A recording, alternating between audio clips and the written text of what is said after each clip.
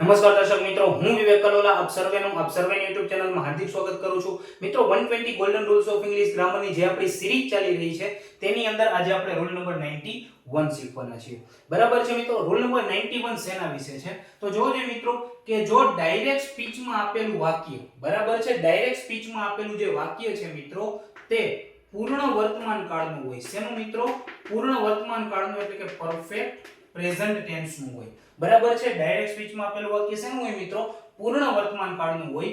તો ઇનડાયરેક્ટ સ્પીચમાં તે વાક્ય છે, બરાબર, એને પૂર્ણ ભૂતકાળમાં ચેન્જ કરવું. શેમાં? પરફેક્ટ પાસ્ટમાં ચેન્જ કરવું. ક્લિયર છે મિત્રો? ડાયરેક્ટ સ્પીચમાં આપેલું વાક્ય જો પૂર્ણ વર્તમાન કાળનું હોય તો ઇનડાયરેક્ટ સ્પીચમાં તે વાક્યને તમે શેમાં ચેન્જ કરશો? પૂર્ણ ભૂતકાળની અંદર ચેન્જ કરશો. એટલે કે શું કહેવા માંગુ છું કે have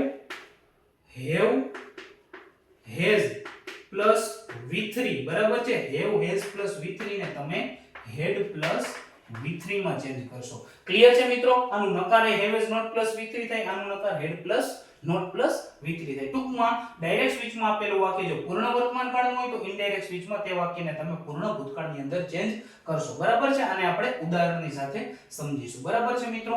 માની લ્યો કે અહીં મેં એક એક્ઝામ્પલ લીધું છે, બરાબર છે, કે Ravi said to me Rahul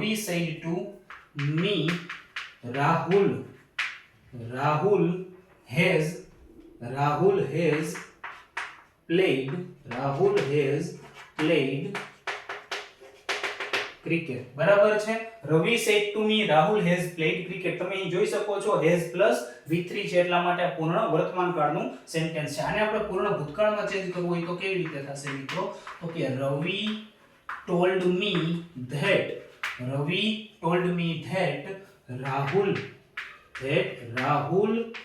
had played cricket. Clear છે મિત્રો? ટૂંકમાં આપણો રૂલ નંબર 91 શું કહે છે કે જો ડાયરેક્ટ સ્પીચમાં આપેલું વાક્ય પૂર્ણ વર્તમાન કાળનું હોય તો ઇનડાયરેક્ટ સ્પીચમાં તે વાક્યને તમારે પૂર્ણ ભૂતકાળની અંદર ચેન્જ કરવાનું છે. ક્લિયર છે મિત્રો? તો આ હતો આપણો રૂલ નંબર 91. આશા રાખું છું તમને આ નિયમ હું બહુ સારી રીતે સમજાવી શક્યો છું. જલ્દી જ મળીશું આપણે રૂલ નંબર 92 ની સાથે. ત્યાં સુધી જય હિન્દ, જય Bharat, take care, good bye, thank you so much.